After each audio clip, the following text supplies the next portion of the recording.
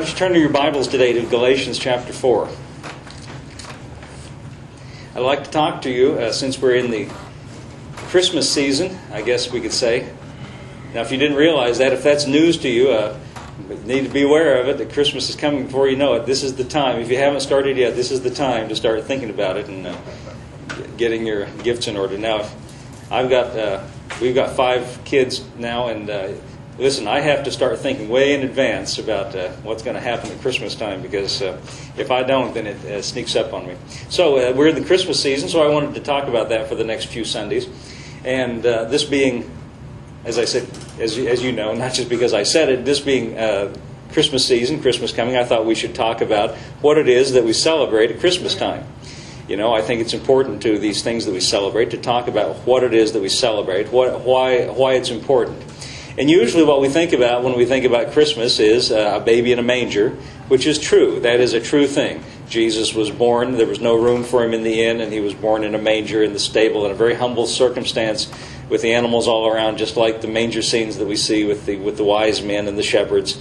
But really, that part of it, the fact of the baby in the manger, that's not really the whole picture, and that really is just one little snapshot of a much bigger reality, a much bigger truth that's far more relevant and important to us that I wanted to talk about today.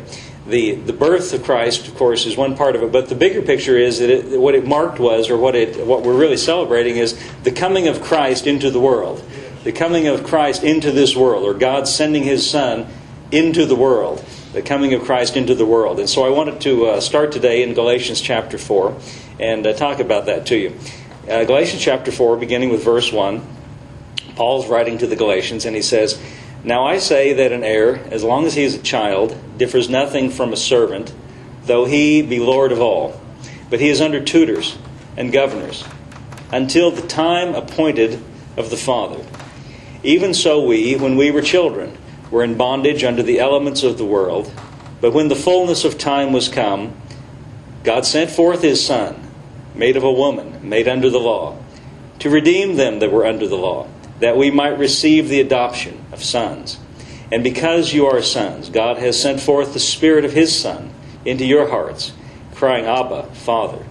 Wherefore thou art no more a servant, but a son, and if a son, then an heir of God through Christ." Now this passage is really deep, it's really rich, there's lots of important and good things, and the reason I read it today as a reference to Christmas is verse 4, if we could read that again. It says in verse 4, "When the fullness of time was come, God sent forth His Son, made of a woman, made under the law, to redeem them that were under the law, that we might receive the adoption of sons." Lots of things we need to mention here, but first of all, Paul makes a comparison between servants and sons. And I would just like to ask you to consider for a moment what's the difference between a servant and a son. He says we were servants, and we'll talk about what that means in a moment, but he says we were servants and now we're sons. What difference does it make? Or in other words, in relation to the Father, if we're no longer servants but sons, what's the difference? Well, the difference is this. A son has a relationship with the Father, but a servant relates to the Father by contractual obligation. A servant has a contractual obligation, but a son has a vital, living, in the case of human beings, a biological relationship, or a relationship of life, a life relationship. You know, a child has life given to them. They are begotten from their parents, and the life of the parents are passed on to the children, and that's the connection. They share the same life in common. So Paul is saying here, previous, and really what is he talking about here when he says that? Notice in verse 2 he said, well, let's go back to verse 1. "I say this, that an heir, as long as he's a child, differs nothing from a servant, though he's Lord of all, but he's under tutors and governors until the time appointed by the Father." Now in verse 4 we said, in the fullness of time God sent forth His Son. He's relating that back to verse 2 where he made this comparison between servants and sons. And he said there was a time appointed by the Father. And at that time something changed. At the time appointed by the Father, the child, though he was nothing different than a servant as long as he was in that childhood state, at the time appointed by the Father, he changed his status in relation to the Father. Now he's a full son with the full rights and privileges of the Son at the time appointed by the Father. When Jesus was born, it was the time appointed by the Father and everything changed.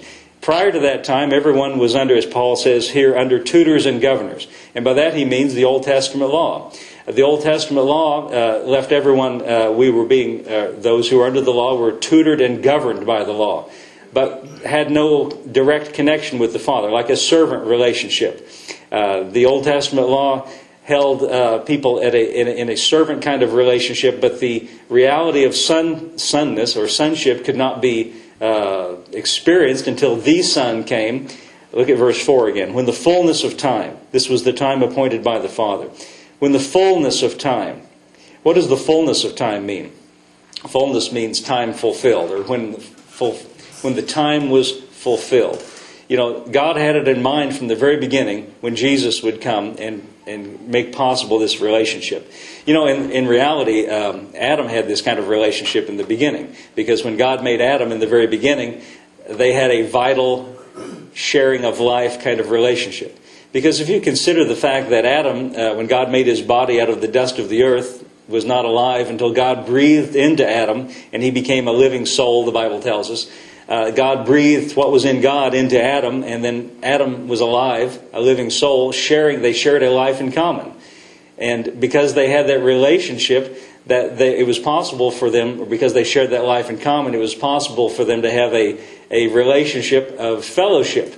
You know, we're not really told about what happened before the fall very much. We're told about Adam naming the animals, and we're told about God taking the rib from his side and creating the wife for him, Eve. But we're really not told very much about their relationship, except that we get a little hint. It said that God came down in the cool of the day and walked with Adam and Eve. And I don't know more about it, except that I just assumed that meant they just, as we would say, hung out together. They just hung out together and spent time together, because Adam didn't have contractual obligations. He just had a life in common with God.